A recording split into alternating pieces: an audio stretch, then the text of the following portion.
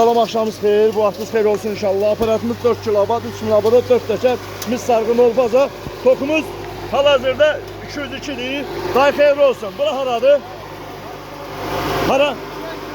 Göygöl rayonunun Hacıməli kəndi. At day at. Oturup toyat. Üstüne de güzel yer koymuşuq. Akşam da olsa gələcəkmişik. At toyat.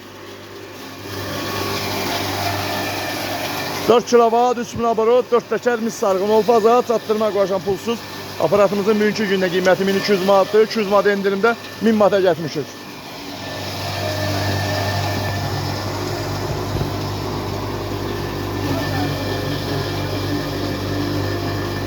Tələsmə, yavaş ara, tələsmə. At. Atanda bir dənə tokun naqruskasını çəkim. Gör dənə toku çəkim, görün nə qədərdir. Tokumuz 198'də. At geçsin, at geçsin. At geçsin. 13 tane vur.